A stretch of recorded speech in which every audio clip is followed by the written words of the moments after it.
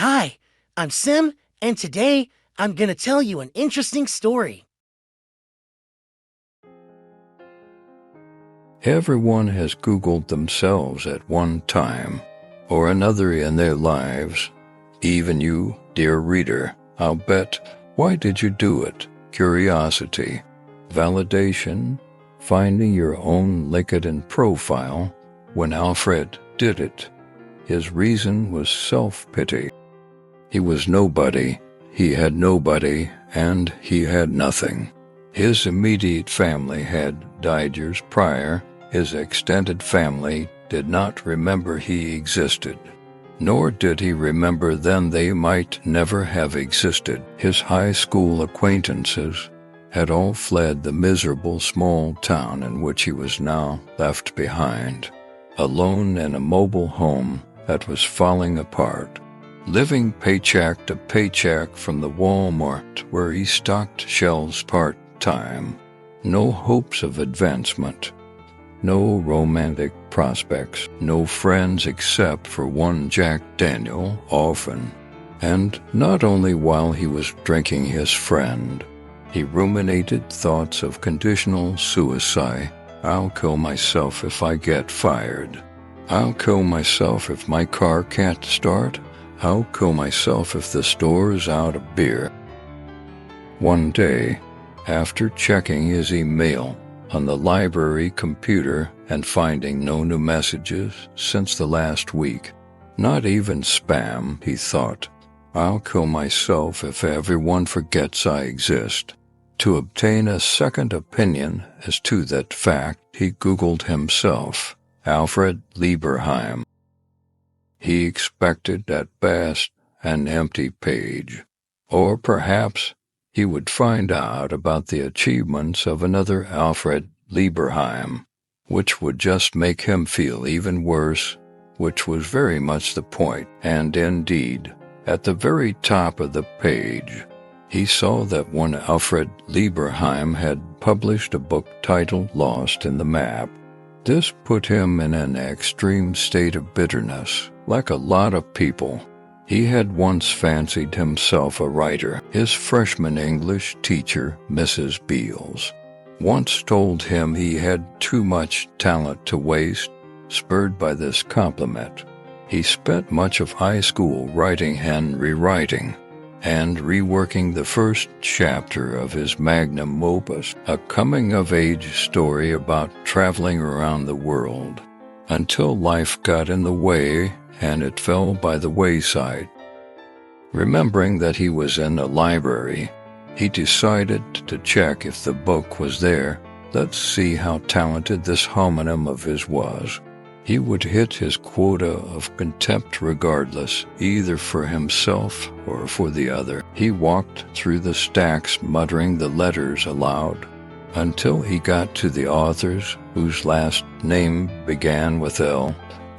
Lieberheim. There was the book, almost spanking new. Alfred immediately flipped it over to look at the back cover. Let's see what that other Alfred looked like. Well, this was unexpected. Alfred stared at himself, a smoother, healthier, closer-shaved version of himself, but himself all the same. It was not another Alfred Lieberheim. It was him. He had written a book. He just couldn't remember it. Alfred sat down on the first chair he found and started reading. The book started strong. The main character, Daniel, received a call saying that his parents were dead in a car accident. He knocked at his girlfriend's door at 3 in the morning and collapsed in her arms, sobbing. She could not deal with it, so she dumped him. Real men don't cry, she said, alone with no one to turn to. He walked under a snowstorm along the town's empty streets, thinking dark thoughts. When he arrived at the end of the road, he saw that there was a store there which he did not know about, a map store. Was there such a thing as a map store? Apparently so. He turned the knob and entered. finding the cozy lighting and smell of old bookstores, but every book was an atlas, every object a globe, and the walls were covered with various projections of the world. Strangely, the store seemed larger than the building it was in, and Alfred ambled through the store for many minutes without ever finding himself in a spot he had been previously. He finally came upon a particularly large and detailed map, and he could not pull his gaze from it. He did not see or hear the shopkeeper coming. "Are you lost?" the shopkeeper said, ageless save for a very pronounced stoop and a white mustache. You could say that. Literally or metaphorically, I don't know.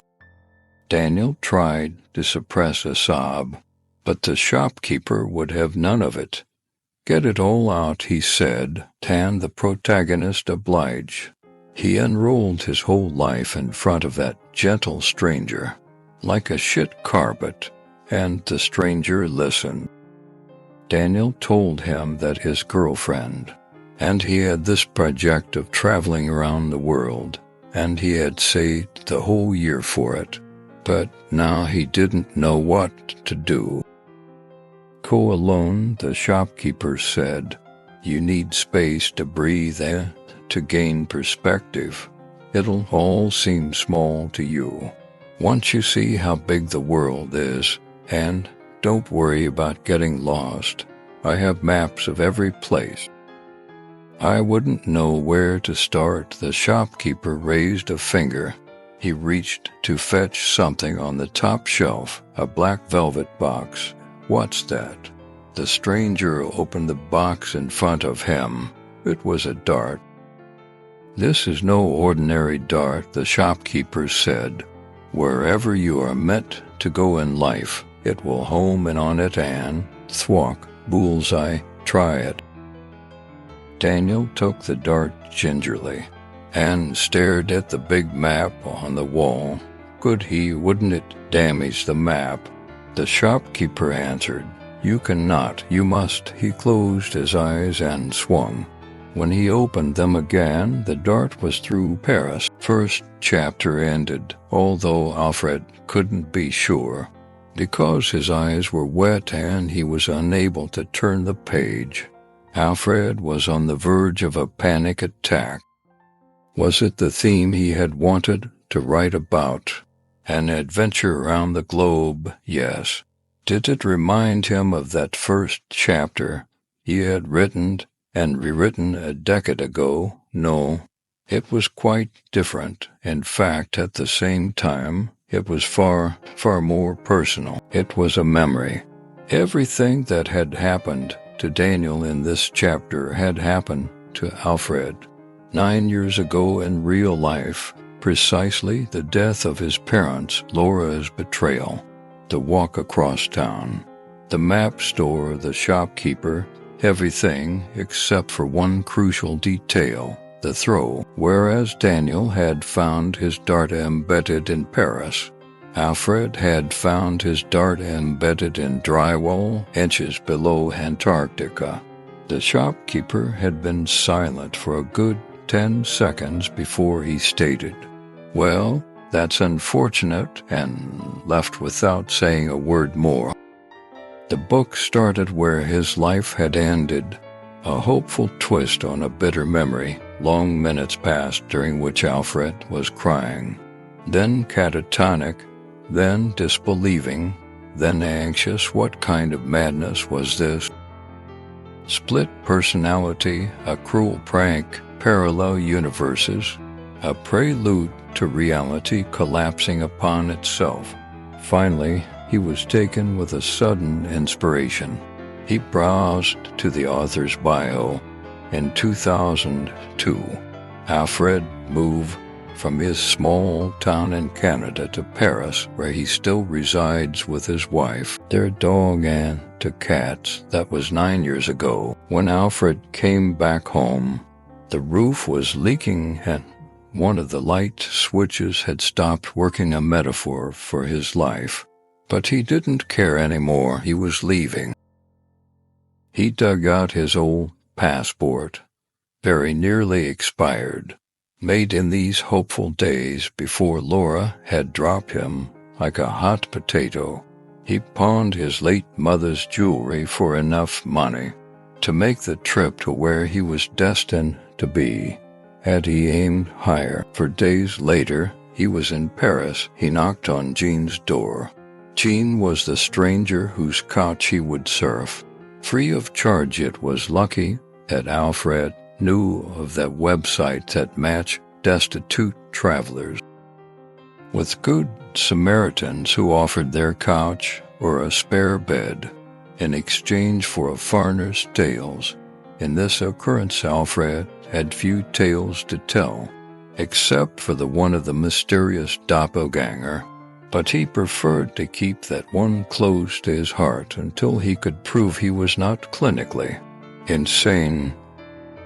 The first problem Alfred had to solve was, where was Alfred? Where did he live? Where did he hang out? There was no contact information on the internet, so he sent an email to him through the book's publisher. Nothing that identified himself, nothing about their predicament. Just some flattering request for advice from a published writer to a fledgling one, waiting for an answer that might never come. He had little better to do than err at random in the city, just in case he would stumble upon his mirror image. Where would he find himself? Cafes, libraries. The city's immensity dismayed him. A book signing? There did not appear to be any. This was not the book's market anyway, for there was no French translation. 2 days later, he received an answer, a heartfelt thank you and a paragraph about overcoming adversity through the help and support of the people who loved you. It was a well-meaning response, which only embittered Alfred. No one loved him. The other might as well have told him there was no hope for him. Now he had to figure out how to keep the conversation going and make him reveal more information where he lived. For example, unless Alfred glanced at the email address, ali@lmail.com, and recognized one he had tried to get for himself many years ago, but it was already taken. And that made him realize something. He had changed email addresses a few times over the years, but he hadn't changed passwords for over 10 years, for as long as he had been on the internet. Truly, he had used the same password for everything everywhere. That one thing you are not supposed to do. He tried to log into ali@lmail.com with his usual password. Bless Alfred Lieberheim's piss-poor security practices he was in. Alfred tried to bottle his emotions as he scrolled through the material on Jean's laptop. It seemed Paris Alfred had initially led a rather quiet life, Spartan even, judging from the dearth of activity up to 2 years ago. But then he had met an angel. From seemingly nowhere, Marthe had appeared, descended from heaven to infuse purpose into Alfred P. Even from the vague shapes he could divine through scattered emails, he saw that she was gentle and cheerful, forgiving of his mistakes, supportive of his dreams. Her friends became his friends through that single password and intimate knowledge of all security questions. Alfred gained access to all of his doppelganger's accounts, Facebook, WhatsApp, MSN Messenger, even his bank account. He got to vicariously know the people he knew. See pictures of Jones the dog as a puppy pronounced Hones, short for Co-Jones. View intimate pictures. He followed his alter ego's gradual blossoming into a happy and caring man, and his mind was filled with longing for that life he could have had. Finding Alfred P.'s address from all of these accounts, of course, was only a formality. He took the bus to the location, which was conveniently across the street from a cafe. He waited in there draped in an old hoodie, sunglasses, and a fake beard he bought in a shop which he thought made him look ridiculous, but a compunction prevented him from making himself known. At last, towards the end of the morning, he saw him come out. The best version of himself. He was real, and he was glorious. He came out with Martha even more beautiful in real life than in the pictures, who held their equally adorable dog in leash. It looked a picture of happiness to him, and he shed tears into his espresso. Why could he not have that? Alfred found a way to observe the couple almost every morning. For the next week, sometimes from the cafe, other times from a phone cabin, or in the park by which they came with the dog. He could not help it. It was a compulsion, and every time he indulged, he became more envious. I'm sure you can see where this is going. One day, the couple did not come out at the usual hour. Alfred became anxious, wondering whether something terrible had happened. He spent the whole day chain ordering espressos, until the barista pondered kicking him out. But at last Martha came out of the apartment. She looked furious. Alfred's heart skipped a beat when he realized she was beelining for the cafe. Had he been noticed? Well, it was too late to escape. Alfred P. also came out a few seconds later, running after her. Once they were in hearing range, it became clear they were fighting. An ugly bead of satisfaction coalesced in Alfred's chest. "Are you still angry about Jones?" Alfred P. said. "Come on." "He bit me. He's dangerous." Then, what else was I supposed to do? Martha did not answer. She did not even look at him as she ordered a latte. Then she poked Alfred P.'s rib with her finger. "You've changed," she said in thickly accented English. She pushed him away and left. She was not going back to the apartment. Alfred P. stayed behind, shell-shocked. Go after her. Alfred screamed in his mind, but at the same time he hoped he wouldn't. He was cheering for his failure. The other turned to him, as if he had heard his thoughts, and gave the small shrug you give to sympathetic strangers. Then he left, having ordered nothing. What had happened to Jones? Was he killed, given away? Alfred boiled with rage. The other Alfred did not deserve his boons. All at once, his envy morphed into something darker. Alfred P. was too stupid to take care of what he had. Alfred would mend things. It was simple. Find Jones, apologize with flowers, learn French, which the other had evidently neglected to do. Yes, this was the way. Alfred, too, deserved a second chance, and for that he would need to get rid of Alfred P. It was 3 in the morning. Alfred P.'s apartment had a back garden which was not difficult to break into. The back door was locked, but the spare key was hidden in a small Ziploc bag buried in the flower bed, just like Alfred thought it would be. Martha was not there, and neither was the dog. Perfect opportunity. He entered quietly. His plan was to sneak into the bedroom and use blunt force, stash the body in a rented car, dump it somewhere, cut himself to explain whatever blood happens to splatter, just as he entered the living room searching for his bearings. However, the light was abruptly turned on. Alfred P. stared at him, comfortably seated on a chair. one hand petting a cat purring on his lap, the other holding a kitchen knife. "Well, that's one way to do it," he said. Looking at Alfred's club, you knew I was coming. I noticed you in the cafe. Needed just one glance at your eyes and I knew, he said, shaking his head in unbelief.